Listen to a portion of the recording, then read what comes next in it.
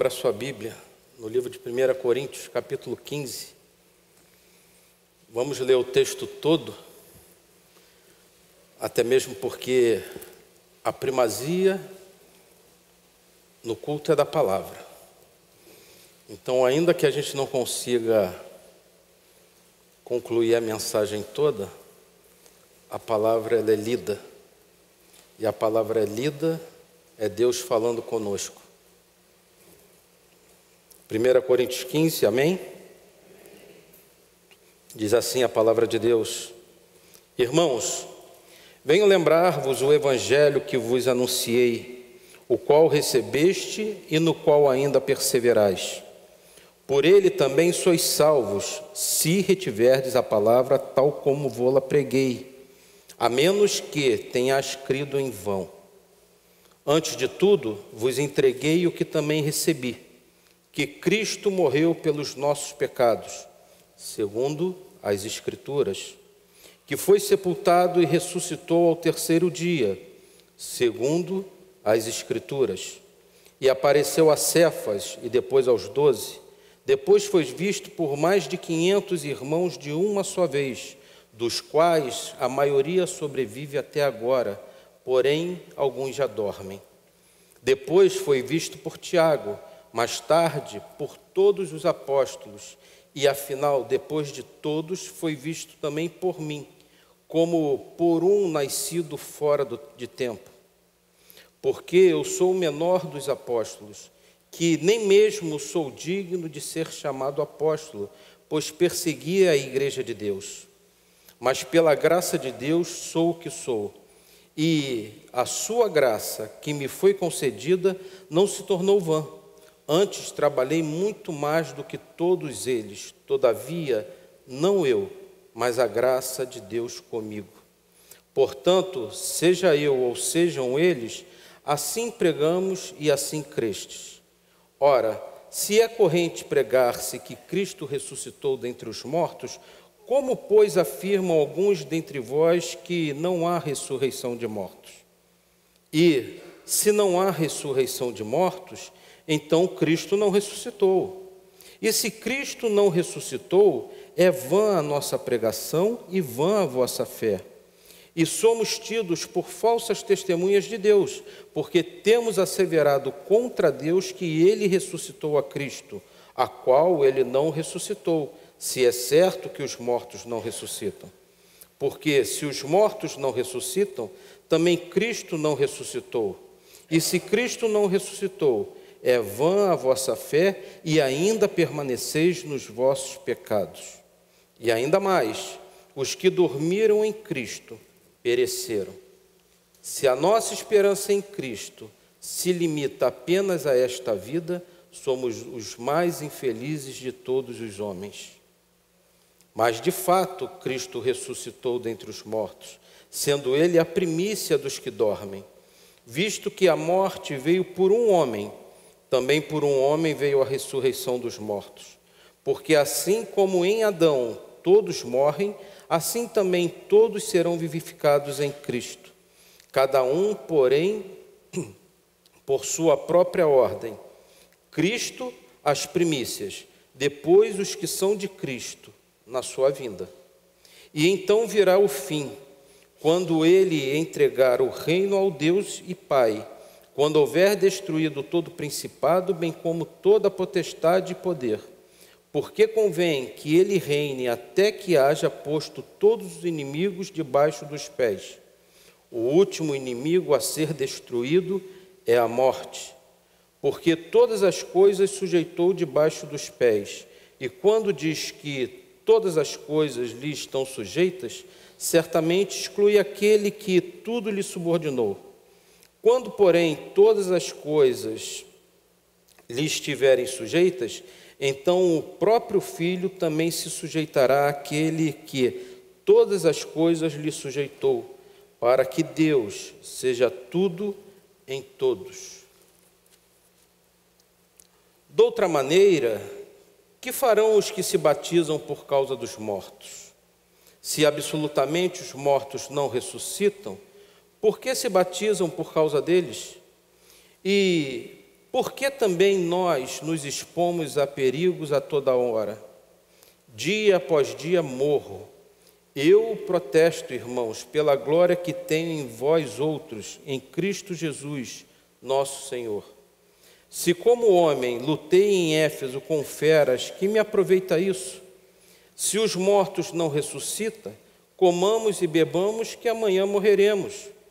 Não vos enganeis, as más conversações corrompem os bons costumes. Tornai-vos à sobriedade, como é justo, e não pequeis, porque alguns ainda não têm conhecimento de Deus. Isto digo para a vergonha vossa. Mas alguém dirá: como ressuscitam os mortos e em que corpo vêm? Insensato. O que semeias não nasce se primeiro não morrer. E quando semeias, não semeias o corpo que há de ser, mas o simples grão, como de trigo ou de qualquer outra semente. Mas Deus lhe dá corpo como lhe aprouve dar, e a cada uma das sementes o seu corpo apropriado.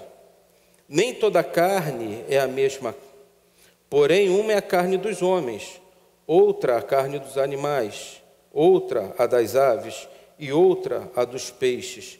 Também há corpos celestiais e corpos terrestres, e sem dúvida, uma é a glória dos celestiais e a outra a dos celestes, dos terrestres.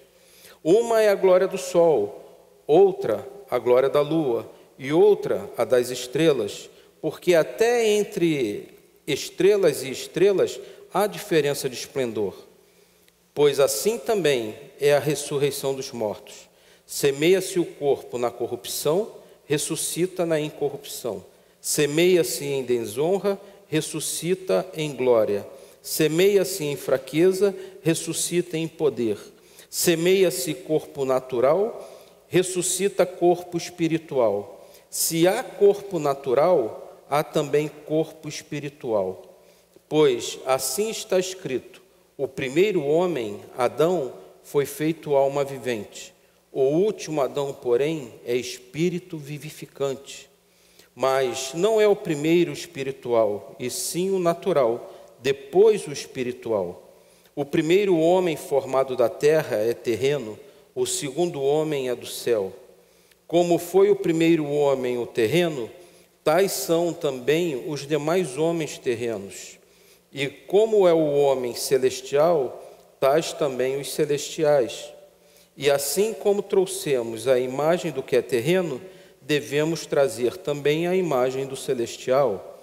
Isto afirmo, irmãos, que a carne e o sangue não podem herdar o reino de Deus, nem a corrupção herdar a incorrupção. Eis que vos digo um mistério: nem todos dormiremos, mas transformados seremos todos. No momento, no abrir e fechar de olhos, ao ressoar da última trombeta, a trombeta soará, os mortos ressuscitarão incorruptíveis, e nós seremos transformados. Porque é necessário que este corpo corruptível se revista de incorruptibilidade, e que o corpo mortal se revista de imortalidade. E quando este corpo corruptível se revestir de incorruptibilidade, e o que é mortal se revestir de imortalidade, então se cumprirá a palavra que está escrita: tragada foi a morte pela vitória.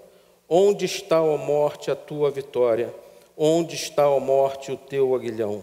O aguilhão da morte é o pecado, e a força do pecado é a lei.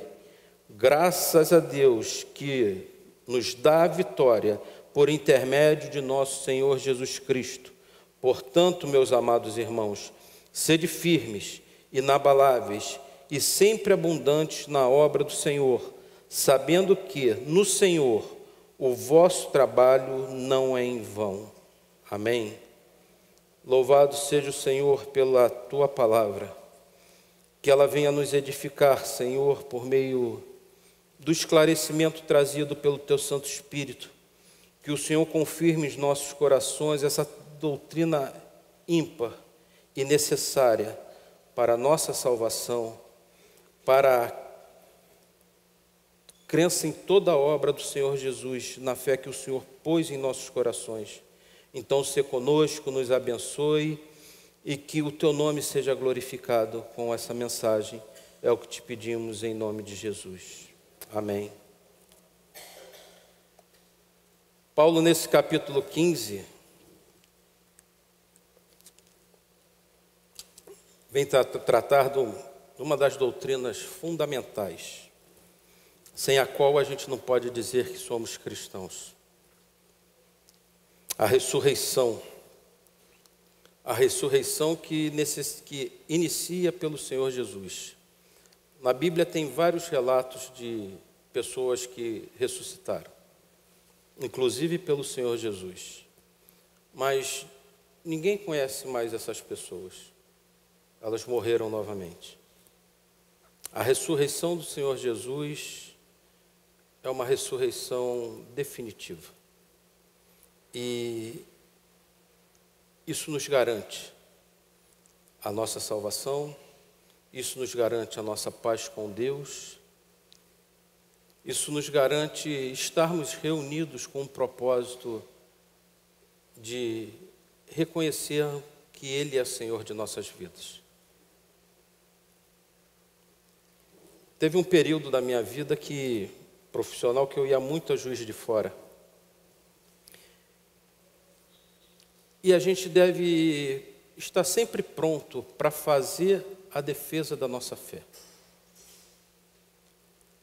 Essa viagem eu fazia com um homem, com um amigo meu, que era o contador da empresa, cliente, e ele é espírita. E na época eu era recém-convertido, mas vindo do espiritismo. E ele brincava comigo, né? Eu tentando convertê-lo e ele tentando me fazer voltar. Eu falei, rapaz, é um caminho sem volta. E ele me questionava, e aí, reencarnação ou ressurreição? Falava ressurreição. Ele falava, e se for reencarnação? Falei, ótimo. Eu falei, e se for ressurreição? Devolvi a pergunta para ele. Aí ele ficava meio assim, eu falava, tu está lascado. Você está perdido, rapaz. Mas eu ainda não sabia, eu estava começando a caminhar na fé. Eu só tinha certeza que agora era a ressurreição. E esses desafios aparecem em nossas vidas. Hoje, apareceu um desafio desse na minha vida agora à tarde. Só que eu não tinha tempo, nem a pessoa. Mas ele falou que ia marcar um café e o café está aceito, porque eles são espíritas. E ele falou algo que o importante é a pessoa se encontrar onde ela tem paz. Eu falei, paz só em Cristo. E eu não falei Jesus Cristo, porque eu sei o que eles pensam a respeito de Jesus Cristo. Mas o Cristo, ele tem um papel fundamental. O ser o Cristo, ele tem um papel fundamental. E até para ser o Cristo, é fundamental a doutrina da ressurreição, que é o que o Paulo vem defendendo, era o que dividia também a igreja lá em Corinto. Então, apesar de ser um texto muito longo, vamos tentar caminhar de forma sempre distribuindo o texto, para que a gente possa caminhar e entender o texto, apesar dele ser longo.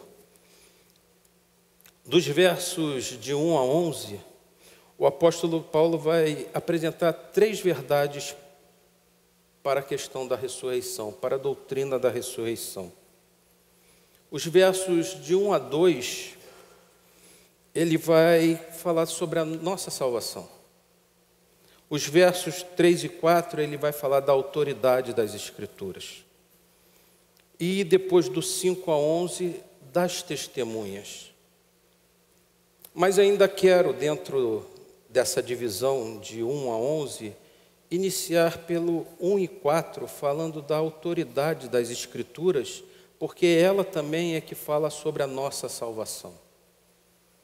Então, nos versos 1, a partir do verso 1, o apóstolo Paulo diz assim: irmãos, venho lembrar-vos o evangelho que vos anunciei, o qual recebeste e no qual ainda perseverais. Venho lembrar-vos.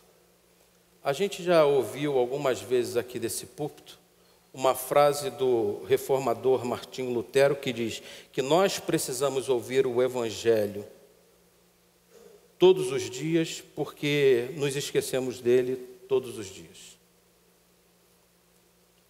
Isso é tão verdade que o apóstolo Paulo está falando para aquele povo: venho lembrar-vos do evangelho. Paulo estava vindo lembrar por quê? Porque aquela mensagem inicial ao qual foi pregada, aquele evangelho, ela continuava valendo. Ela não é uma mensagem que pode sofrer alterações, apesar do tempo, apesar do local, apesar do povo que está recebendo. O evangelho pregado é o mesmo evangelho, desde lá até aqui, desde lá até agora. Não pode haver qualquer divergência doutrinária, porque senão a gente ultrapassa os muros doutrinários. E toda vez que se ultrapassa o muro doutrinário do cristianismo, a gente cai em heresia. Isso é algo que a gente vê em toda a vida da igreja, desde lá da igreja primitiva até os dias de hoje. Então, doutrinas, tem gente que fala, doutrina é coisa para teólogo, doutrina é coisa para cristão. O cristão precisa conhecer as suas doutrinas, primeiro para viver dentro dela, para rechaçar qualquer tipo de heresia e para aprender a fazer a defesa da sua fé. Mas que evangelho é esse?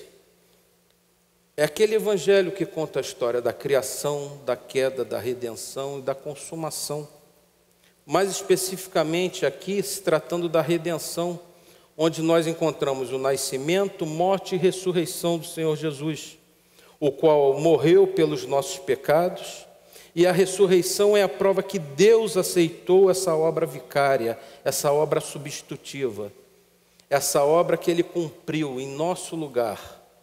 Hoje de manhã, o pastor Josenildo pediu para o povo falar, né? Eu sou culpado, mas depois ele apresentou o evangelho.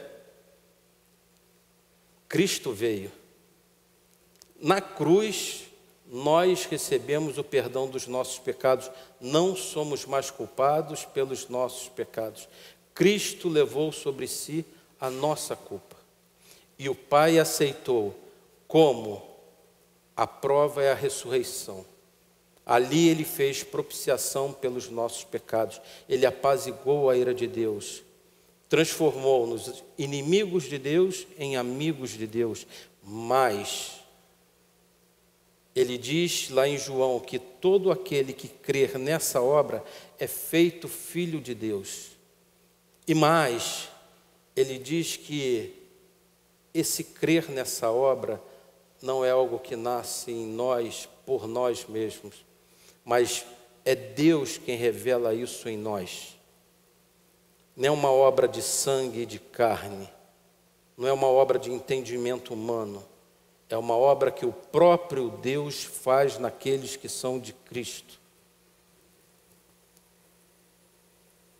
Se Jesus não houvesse ressuscitado, Ele não teria vencido a morte e nós não poderíamos viver sob a égide de um Redentor morto.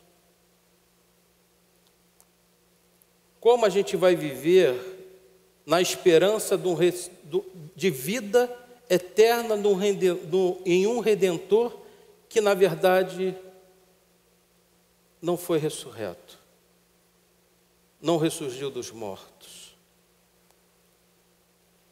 Então não faz sentido ter uma doutrina cristã que vive na esperança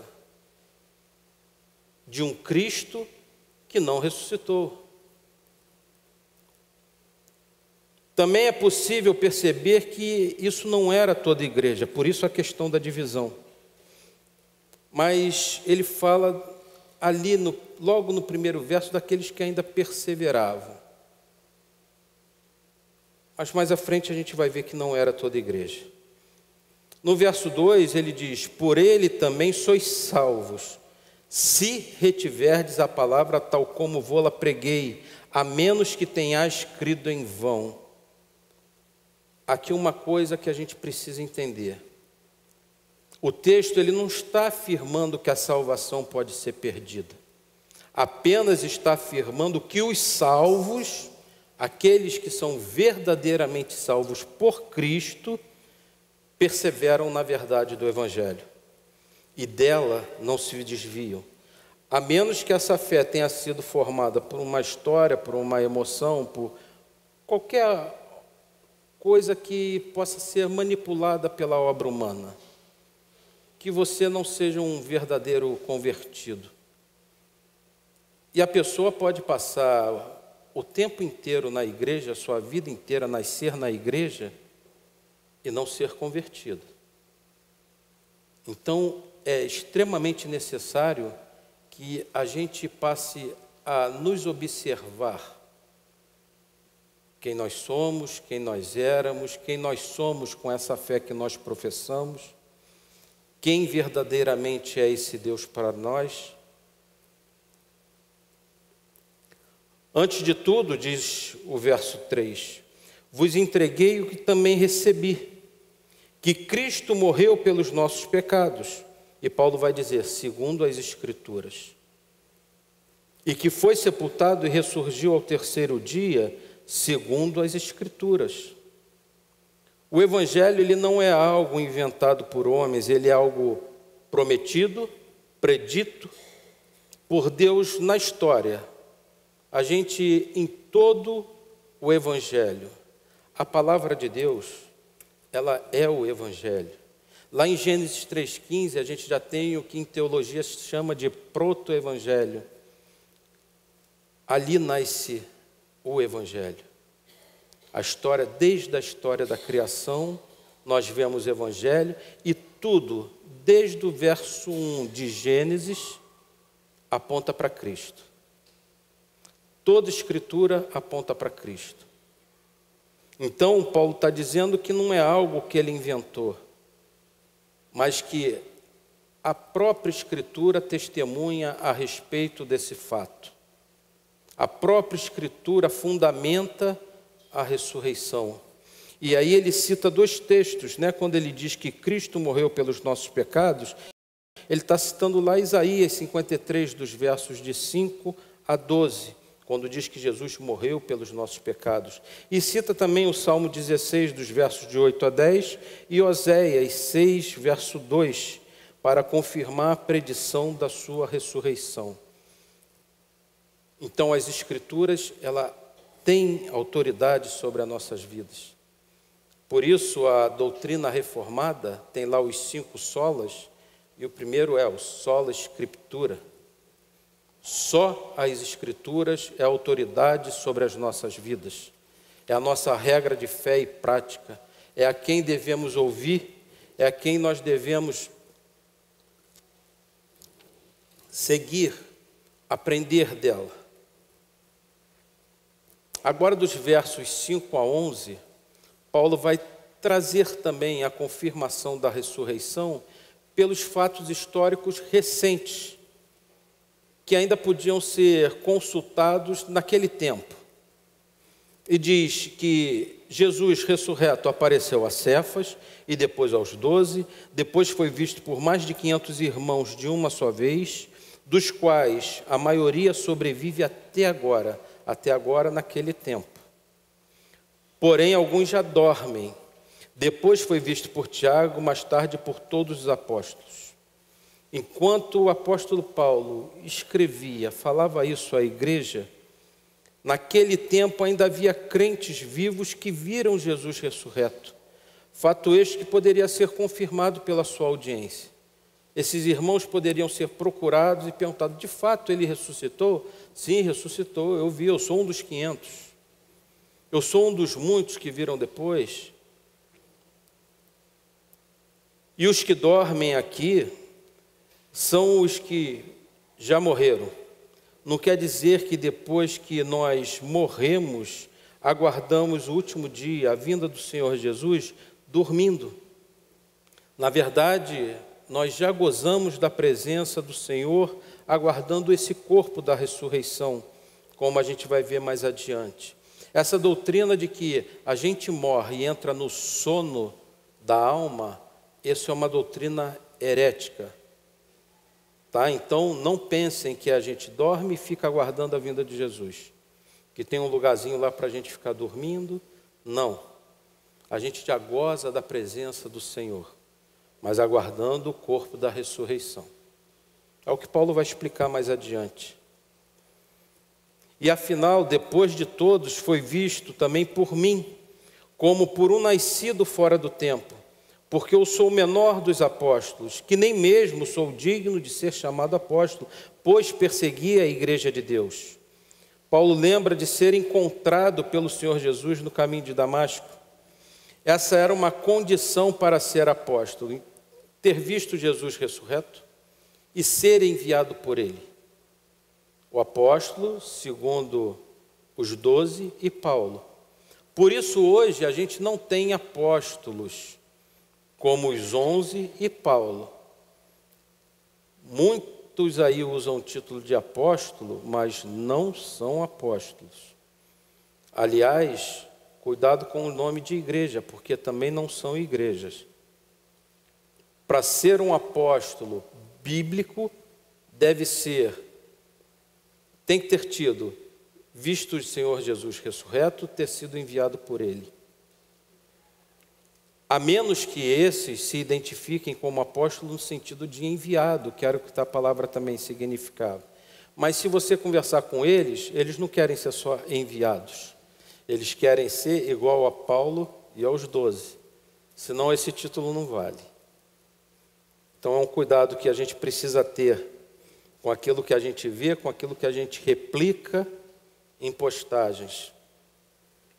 Mas pela graça de Deus sou o que sou, e a sua graça que me foi concedida não se tornou vã. Antes trabalhei muito mais do que todos eles. Todavia não eu, mas a graça de Deus comigo. Portanto, seja eu ou sejam eles, assim pregamos e assim crestes. Como a gente já viu antes, desde lá do capítulo 1, a gente viu que a salvação ela é concedida por graça, os dons são concedidos por graça, o servir também é mediante a graça. Assim não tem o homem do que se gloriar. Não interessa quem está sendo usado para realizar a obra. O importante é de quem é a obra. Essa obra que a gente realiza não é nossa. Não há glória em mim, não há glória em nenhum pregador, não há glória em nenhum pastor, não há glória em nenhum diácono, não há glória em nenhum obreiro, professor de escola bíblica, não há glória em ninguém. A glória é somente de Deus. E ai do homem que quiser arranhar a glória de Deus, tomando para si qualquer pedacinho de glória. Qualquer homem precisa servir ao Senhor na dependência dele, ciente de que está realizando uma obra do Senhor, que é chamado, capacitado, porque ele, em condições próprias, naturais, por sua sabedoria, não faria. Aliás, não conseguiria nem discernir o que quer dizer a própria palavra de Deus. Então, qualquer obreiro precisa, antes de tudo, dobrar os joelhos, entregar sua vida a Deus, depender dele. Então não interessa, Paulo parece que ele vem se corrigir. De fato, Paulo trabalhou muito. Talvez de fato tenha trabalhado mais que os demais. Mas não interessa quem trabalhou. Interessa que a obra foi feita. Hoje não interessa quem trabalha. Interessa que a obra continue, que a obra seja feita.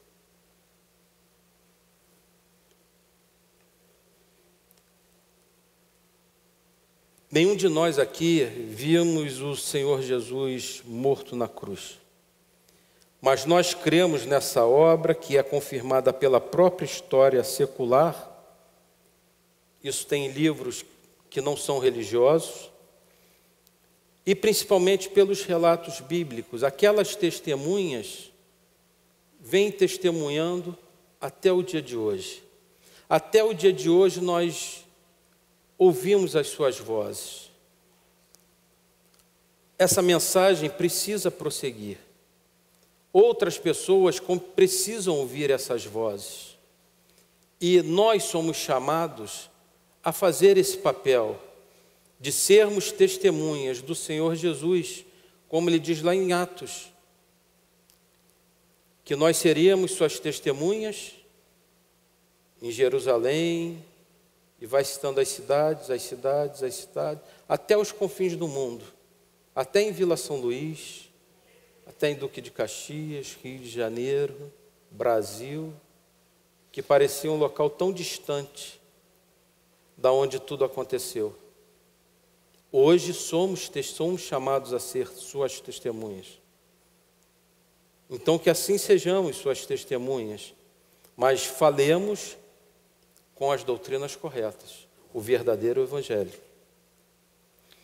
E por que nós cremos e perseveramos? Porque um dia, de fato, esse evangelho verdadeiro fez sentido para nós pela ação soberana do Espírito. Porque nós vivemos uma vida de comunhão na igreja, relembrando o evangelho a cada nosso encontro. Verdadeiramente, essa é uma obra do Espírito aplicada em nós. Se não for essa obra do Espírito aplicada em nós, essa mensagem morreria na semana seguinte. Aliás, esse foi um dos argumentos para deixa esse homem. Se essa obra for de Deus, não tem como parar. Se for do homem, acaba como aconteceram os outros. Gamaliel falou isso. Aquele mesmo discipulador de Paulo. Então, o que nós concluímos dos versos 1 ao verso 11? Que nós temos 4 razões para continuar crendo nesse evangelho pregado lá mais de 2000 anos atrás. A nossa salvação, as Escrituras, as testemunhas que transmitiram ao longo do tempo, mas nós temos algo maior, que é a nossa própria vida, o nosso próprio testemunho, o reconhecimento de quem nós éramos e de quem hoje nós somos com essa obra aplicada em nós.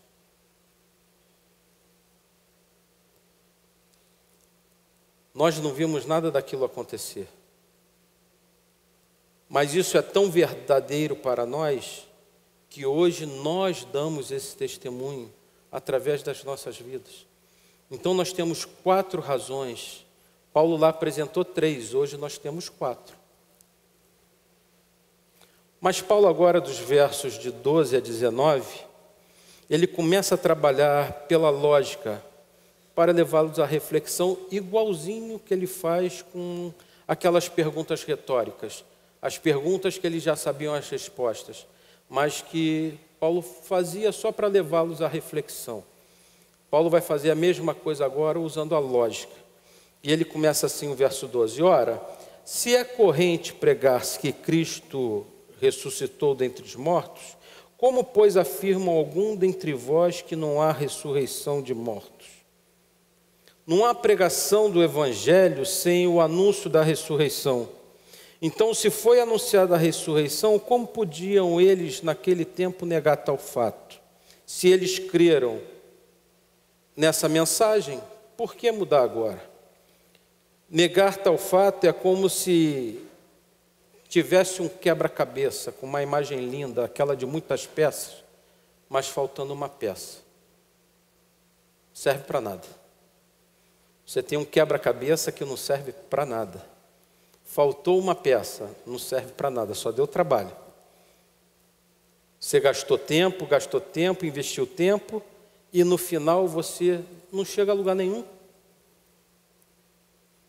A imagem não está completa, a história não está completa, foi arrancado um livro, uma folha do livro.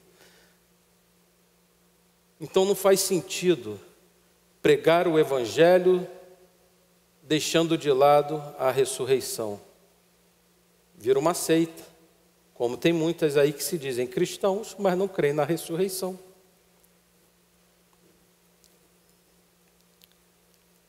Paulo ele já apresentou os argumentos, da salvação, da autoridade das Escrituras, das testemunhas. Como olhar para todos esses argumentos e permanecer na incredulidade da ressurreição, se de fato a pessoa é salva? O que não é salvo, ok, ele não vai crer mesmo. Ele não vai crer nem em Cristo, que dirá na sua ressurreição. E Paulo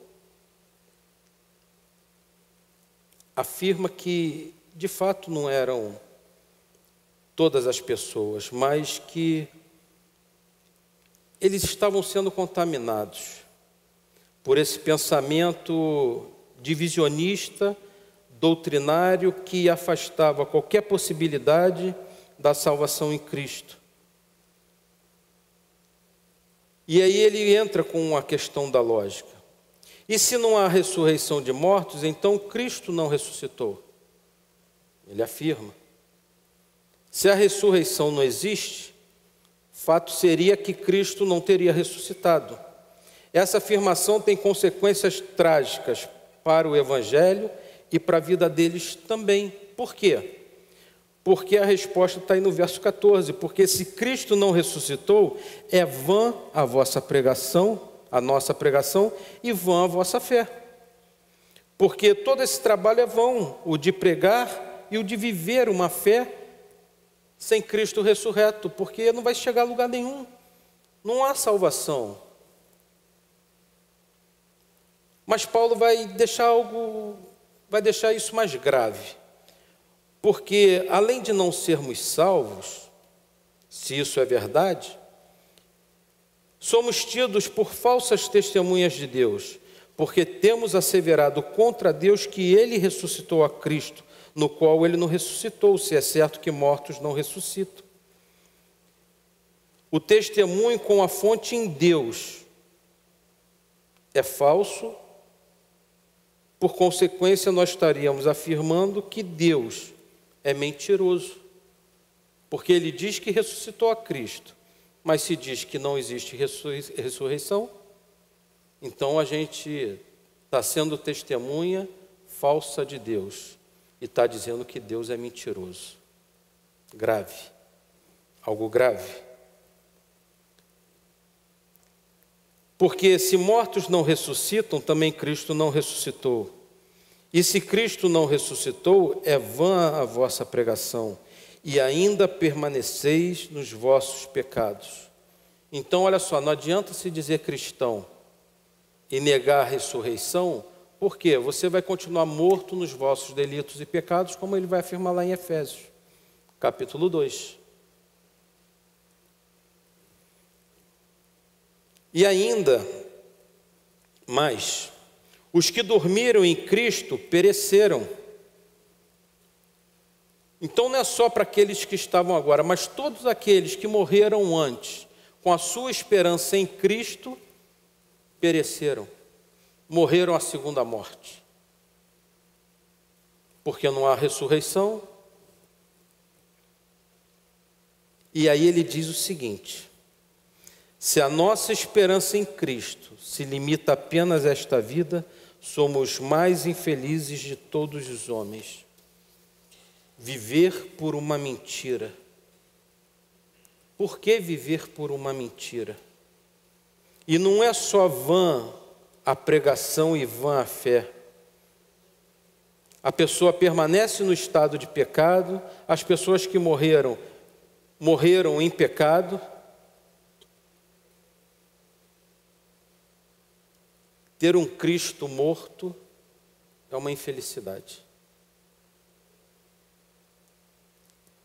Mas o que nós concluímos nesse trecho, nessa perícope das Escrituras? Que o problema de se negar a ressurreição é que negamos pontos cruciais da fé cristã que afetam a nossa salvação, como começamos a ver nos versos anteriores. Seguir um Cristo morto, lá nos versos 13 e 16, a pregação vã, no verso 14, fé vã, no verso 14, ser falsa testemunha de Deus, verso 15, permanecemos mortos nos nossos pecados, no verso 17, os que morreram na esperança de Cristo pereceram, no verso 18, e continuamos infelizes, no verso 19. Então, para a nossa fé, é essencial a ressurreição. Mas também naquele tempo se achava que demorava muito. Por que não acontece logo essa vinda? Mas agora, dos versos 20 a 28, Paulo vai tratar da questão do tempo e a certeza da ressurreição no tempo. Mas, de fato, Cristo ressuscitou dentre os mortos, sendo Ele a primícia dos que dormem.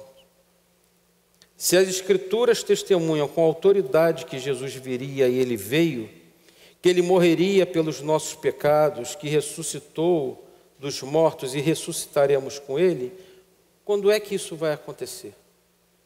Quando? Ok, então tem a ressurreição, mas quando isso vai acontecer?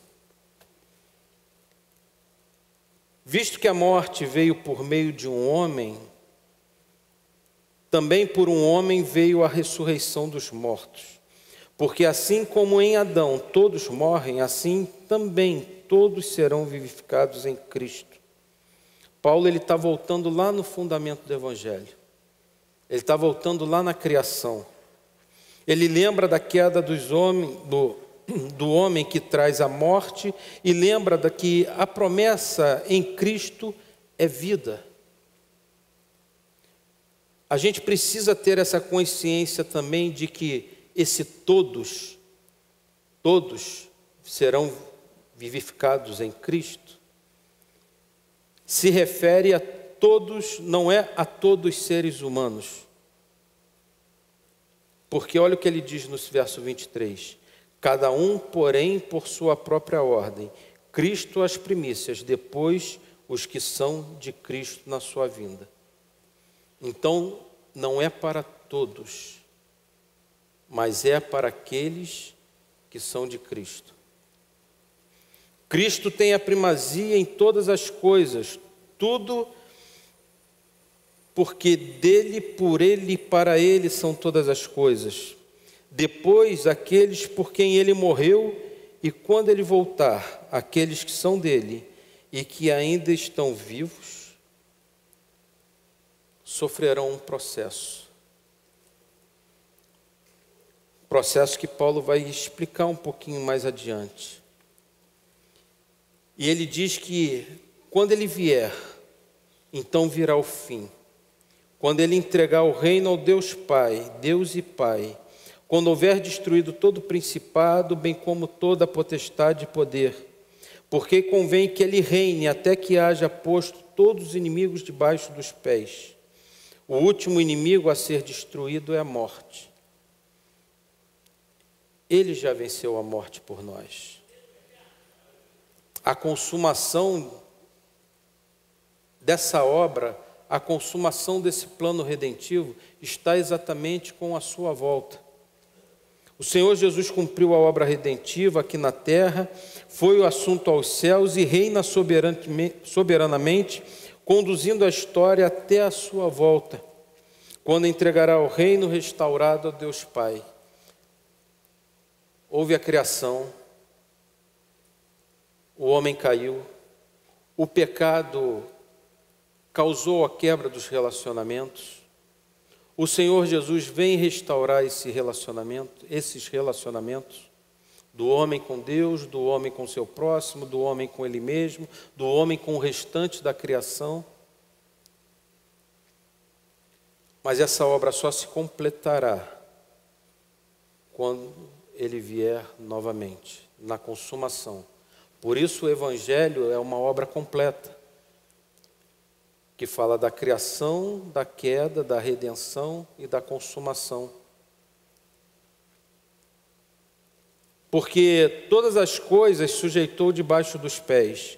E quando diz que todas as coisas lhe estão sujeitas, certamente exclui aquele que tudo lhe subordinou. É claro, Deus. Quando, porém, todas as coisas estiverem sujeitas, então o próprio Filho também se sujeitará àquele que todas as coisas lhe sujeitou, para que Deus seja tudo em todos. Depois que tudo tiver sido restaurado, ele entrega o Pai. Depois que a obra que ele veio fazer estiver completa, ele entrega tudo ao Pai. Aquele propósito lá do início, que foi quebrado pelo pecado, está restaurado. Toma a sua obra novamente.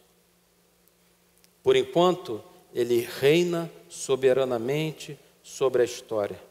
A gente não precisa ter medo de nada, porque tudo que ele disse que ia acontecer, está acontecendo.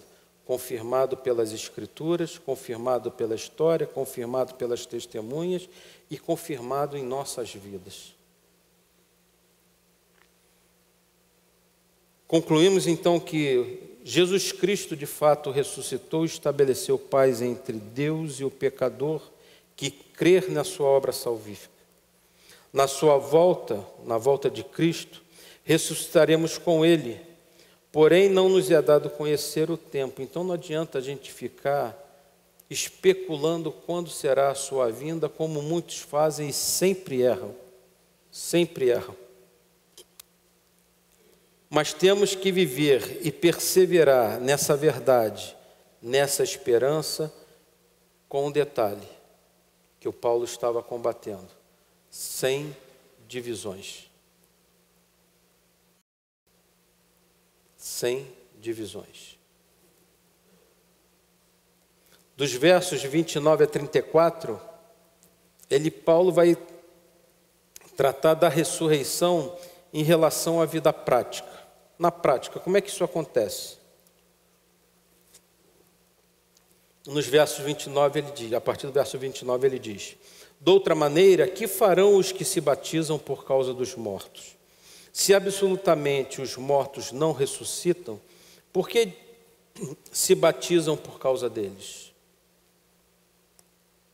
Algo difícil de se imaginar. Mas o Craig Keener, no seu comentário histórico-cultural, ele vai nos informar que havia uma prática naquele tempo de pessoas que se batizavam em favor de outros, de parentes, de amigos, que morreram sem se batizar. Como se a salvação pudesse ser aplicada a uma pessoa sem que ela tivesse crido e confessado Jesus como seu Senhor e Salvador. Mas foi o próprio Senhor Jesus que disse: ide pregar o Evangelho a toda criatura, aquele que crer e for batizado será salvo. Então essa fé, ela tem que ser professada publicamente. Por isso a gente faz a cerimônia do batismo. Apesar do batismo ter acontecido antes no coração da pessoa, aquela circuncisão no coração, ela precisa professar isso diante da Igreja de Cristo, passando pelo batismo nas águas. Então não quer dizer que essa é uma prática válida, não, é mais uma prática herética. Não faz o menor sentido você batizar por alguém que não confessou a Cristo como seu Senhor e Salvador.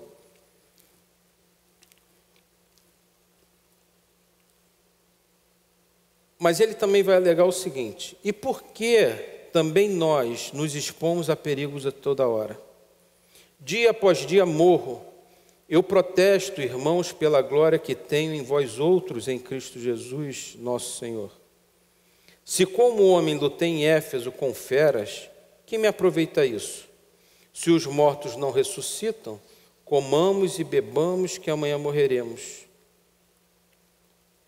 por que tanta exposição ao perigo, perder a vida pregando uma mentira? Se a vida é uma das coisas que a pessoa tenta primeiro preservar. Eu vou me expor a riscos, a perigos de vida. Paulo sofreu o que sofreu, todo mundo conhece a história de Paulo, de apedrejamento, de ser chicoteado, de ser preso, por uma mentira. Não faz sentido. Perder tudo que tinha, perder o seu nome diante dos seus irmãos, de onde ele viera, por causa de uma mentira. Se de fato é uma mentira, podemos viver de qualquer forma. E aí ele vai citar Isaías 22:13. Porém, é só gozo e alegria que se vem? Matam-se bois, degolam-se ovelhas, come-se a carne, bebe-se o vinho, e se diz, comamos e bebamos que amanhã morreremos. Nada importa, daqui a pouco a gente morre. O Senhor Jesus, no seu sermão, também diz, lembra do tempo de Noé, que as pessoas comiam, bebiam, se casavam, se davam em casamento, até a hora que a porta da arca foi fechada. Não tem mais tempo.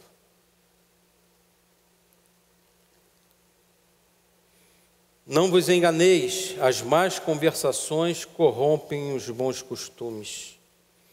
O adágio popular citado por Paulo não é só para refrear quem está propagando a heresia de não haver ressurreição, mas para o povo de Deus não dar ouvidos a divisionistas heréticos. Porque essa não era só uma heresia, haviam outras. Então nós precisamos também no tempo de hoje preservar os nossos ouvidos. A verdade de Deus é a verdade de Deus e ninguém muda em tempo nenhum.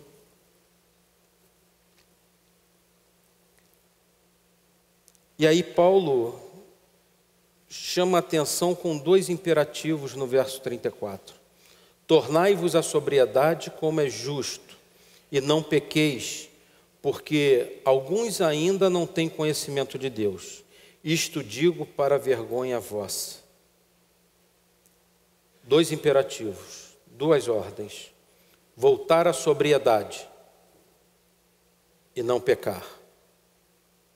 Sejam sóbrios, lúcidos quanto à fé.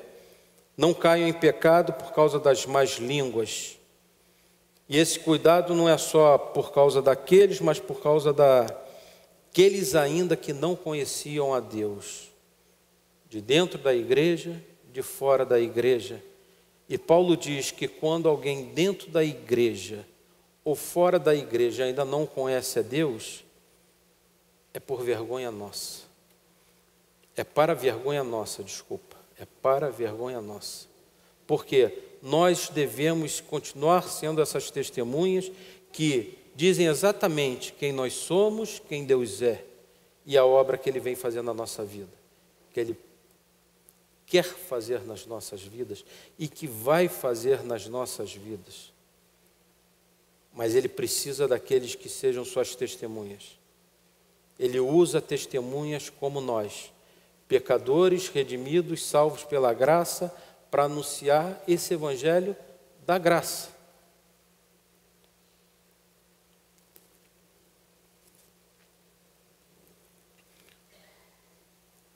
Assim concluímos que o batismo ele é algo pessoal, ninguém pode se batizar em favor de outra pessoa, viver a fé e defender a verdade exige sacrifício. Não é fácil ser cristão. Viver a fé exige sacrifício nosso.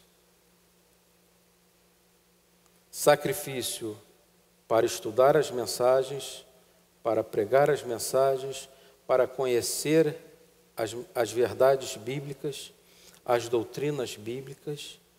Isso depende do empenho nosso, para vivermos como irmãos na fé, nos amando. Senão essa verdade não é uma verdade para nós. Viver a fé exige sacrifício nosso. Seja em que tempo for, em que condição for, exige sacrifício nosso. A sobriedade faz a verdade prevalecer, assim viveremos o Evangelho consciente, consistente e fugindo de pecarmos. Somente conhecendo as Escrituras. Essa semana eu postei um vídeo de um pastor americano que ele fala que a obediência, ela é o resultado do Evangelho, do arrependimento e fé. O Evangelho pregado só provoca em nós arrependimento e fé. A obediência a tudo isso que está escrito aqui é a consequência dessa obra feita em nossas vidas. Porque se a obediência fosse algo essencial para a nossa salvação, nós perderíamos ela toda hora. Porque toda hora nós desobedecemos. Então, por isso Paulo fala, olha, volte à sobriedade. Firme na boa doutrina, na sã doutrina. Viva essa sã doutrina e não peque. Vocês já foram livres da culpa do pecado, mas agora vocês vivem em santificação. Hoje vocês são livres do poder do pecado. O pecado não tem mais poder sobre as nossas vidas. Nós podemos resistir ao mal, nós podemos resistir ao pecado. E se pecarmos, se arrependa, confesse seus pecados. O Senhor Jesus está lá, à direita do Pai, intercedendo por nós, advogando por nós ainda hoje. Temos advogado junto ao Pai, Jesus Cristo, homem, nosso Salvador. Dos versos 35 a 49, vai tratar do corpo da ressurreição. E aí Paulo vai usar 3 exemplos, o da semente, o da carne e do universo. Mas alguém dirá, como ressuscitam os mortos e em que corpo vêm? É muito provável que essa pergunta tenha ocorrido, né? Paulo recebeu umas perguntas a serem respondidas, né? A gente está vendo isso desde o capítulo 7. É muito provável, então, que essa pergunta tenha sido feita. Então, ok, já entendi, tem a ressurreição, mas qual é o corpo? Porque desde que a gente é gente, a gente vê sepultamento, o corpo é sepultado, o corpo é desfeito, e que corpo que vai ressurgir?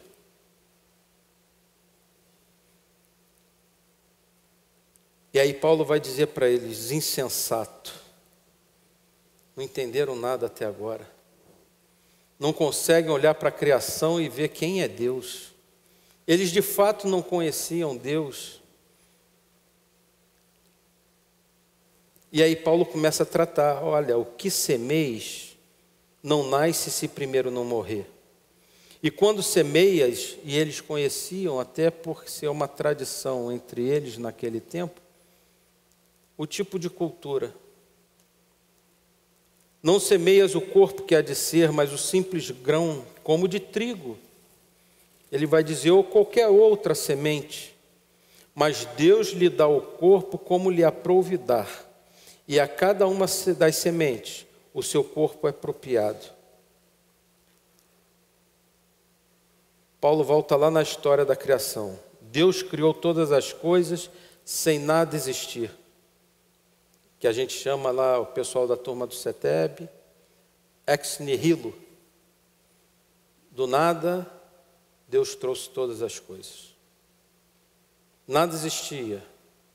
Deus, por sua palavra, trouxe tudo à existência. Então Deus dá à sua criação o corpo que lhe aprouver. E aí Paulo vai passar agora para a questão da carne, dos seres. Nem toda carne é a mesma, porém, uma é a carne dos homens, a outra dos animais, a outra das aves, a outra dos peixes. Tratando ainda sobre o aspecto da criação do reino animal, Paulo fala da variedade de carnes entre os seres criados pelo mesmo Deus. Também há corpos celestiais e corpos terrestres, e sem dúvida uma é a glória dos celestiais e a outra é a glória dos terrestres. Uma é a glória do sol, a outra da lua e a outra das estrelas, porque até entre as estrelas e estrelas há diferenças de esplendor. Há uma variedade imensa no universo de corpos. Mas olha como é que Paulo conclui, a partir do verso 42. Pois assim também é a ressurreição dos mortos. Semeia-se o corpo na corrupção, ressuscita na incorrupção. Semeia-se em desonra, ressuscita em glória. Semeia-se em fraqueza, ressuscita em poder. Semeia-se corpo natural, ressuscita corpo espiritual. Se há corpo natural, há também corpo espiritual. Pois assim está escrito: o primeiro homem, Adão, foi feito alma vivente, o último Adão, porém, é espírito vivificante, tratando de Cristo.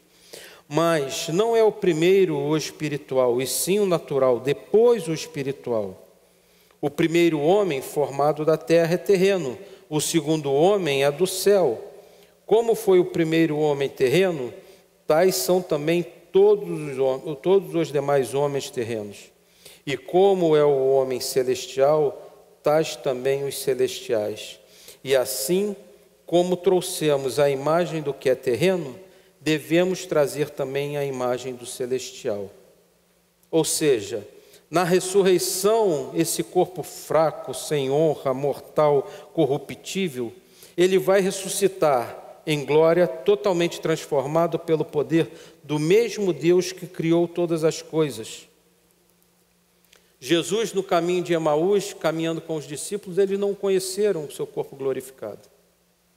Eles reconheceram Jesus depois no partir do pão. E Jesus ali sumiu. E aí Jesus aparece lá no meio dos 12. E com as marcas no corpo. Mas o que Paulo está querendo falar para eles é o seguinte: olha a vegetação, olha o homem, olha os animais, olha o universo, os corpos celestes, olha os astros. Qual é a dificuldade para Deus de dar um corpo glorificado na ressurreição dos mortos? Vocês ainda duvidam do poder de Deus, esse Deus criador que do nada trouxe à existência todas as coisas? É muita falta de conhecimento de Deus. Será que Deus não teria poder para dar um corpo ressurreto a um homem? Um corpo glorificado? Um corpo que não sofra mais corrupção? Um corpo em glória, que não adoece, que não enferma? Qual é a dificuldade para Deus?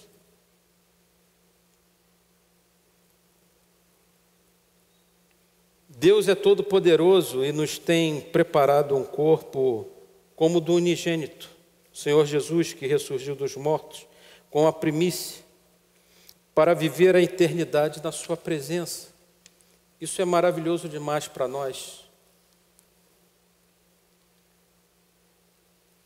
Ok, isso para os que morreram, mas os que ainda estão vivos, se Jesus vier agora, nós vivos aqui, no templo, seria maravilhoso ou doloroso? Nós não sabemos. Apocalipse narra muitos dramas na vinda de Cristo. Mas assim mesmo nós, na esperança, clamamos, né? Maranata. Ora, vem, Senhor Jesus, que seja agora. Mas Paulo vai explicar, a partir do verso 50. Isso afirma, irmãos, que a carne e o sangue não podem herdar o reino de Deus, nem a corrupção herdar a incorrupção. Esse corpo que a gente ainda carrega com a natureza de pecado, ele não pode entrar no reino de Deus. Então, se Jesus vier agora, esse corpo precisa sofrer uma transformação. Porque a carne e o sangue não podem herdar o reino de Deus, não podem entrar no reino de Deus. E aí ele vai explicar: eis que vos digo um mistério. Nem todos dormiremos, ou seja, nem todos vamos morrer, mas transformados seremos todos. E isso vai acontecer como? No momento, no abrir e fechar de olhos, ao ressoar da última trombeta, a trombeta soará, os mortos ressuscitarão incorruptíveis e nós seremos transformados. Como é que vai ser esse corpo? A gente não faz a mínima ideia. Mas com certeza, para viver a vida eterna com Deus, é algo muito melhor do que esse aqui. Talvez meus cabelos nem fiquem brancos. Então, eu não tenho problema com cabelo branco, não. E aí Paulo vai começar a concluir: porque é necessário que este corpo corruptível se revista da incorruptibilidade, e que o corpo mortal se revista da imortalidade. E quando este corpo corruptível se revestir da incorruptibilidade, o que é mortal se revestir de imortalidade, então se cumprirá a palavra que está escrita: tragada foi a morte pela vitória. Onde está, a morte, a tua vitória? Onde está, a morte, o teu aguilhão? O aguilhão da morte é o pecado, e a força do pecado é a lei. Aqui o Senhor Jesus venceu o pior inimigo, a morte. Aquela morte para a segunda morte, a morte eterna. Aqui o Senhor Jesus cumpre toda a sua obra, restaurando todas as coisas, quando Ele vai entregar ao Pai. E Paulo agradece por isso. Paulo tem ações de graças. Graças a Deus que nos dá a vitória por intermédio de nosso Senhor Jesus Cristo. Nós não poderíamos fazer essa obra por nós. É Ele quem faz. Portanto, meus amados irmãos, sede firmes, inabaláveis e sempre abundantes na obra do Senhor. Então, olha só, essa fé, ela deve produzir em nós sermos firmes, inabaláveis, mas ela tem que nos fazer abundantes na obra do Senhor. Que obra é essa? É aquela obra que testemunha a favor de Cristo, de todo o Evangelho, da criação à consumação, da sua vinda, da sua morte, da sua ressurreição. Por quê? Sabendo que no Senhor o vosso trabalho não é em vão. Eu escrevendo aqui, eu me lembrei de como eu amo servir ao Senhor. Como eu amo servir a igreja. Como eu amo ser o servo do Senhor. Eu tenho certeza de toda essa obra. Eu vivo nessa esperança. E me dá prazer poder anunciar, ser testemunha de tudo que o Senhor fez na minha vida. Sei de exatamente onde Ele me tirou e onde Ele me colocou. Me tirou de um reino de trevas e me trouxe para um reino de luz, para o reino do Filho, do amor dEle. Como não ser grato ao Senhor, como não desejar servir abundantemente ao Senhor.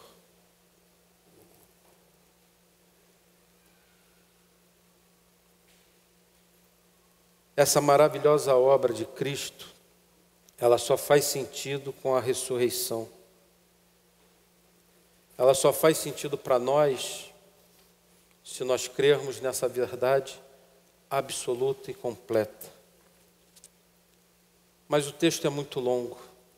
Mas eu quero que a gente lembre de 3 coisas só. Se a gente for para casa se lembrando de 3 coisas só, já começa a transformar nossas vidas. Primeiro é que a ressurreição, ela é a confirmação da centralidade de uma cruz vazia, onde Jesus vive e já reina. Reina sobre tudo e sobre todos. Jesus reina. Sua ressurreição é a confirmação disso. A ressurreição é a garantia da nossa salvação e de paz com Deus. E a ressurreição, ela é a garantia de a morte não ter mais poder sobre aqueles que são de Cristo. Então, se nós seguirmos com essas 3 verdades, nós já demos um grande passo. Jesus reina, somos salvos e temos paz com Deus, e a morte não tem mais poder sobre as nossas vidas. Pela obra de Cristo completa na cruz, na sua ressurreição, confirmada na sua ressurreição. Que o Senhor seja conosco, que Ele nos abençoe e faça que as suas verdades façam sentido em nossos corações, para que a gente passe a viver vida santa, uma vida de discípulos que dependem dEle e que amem servi-lo com amor, dando toda a glória e graças somente a Ele. Amém? Vamos orar?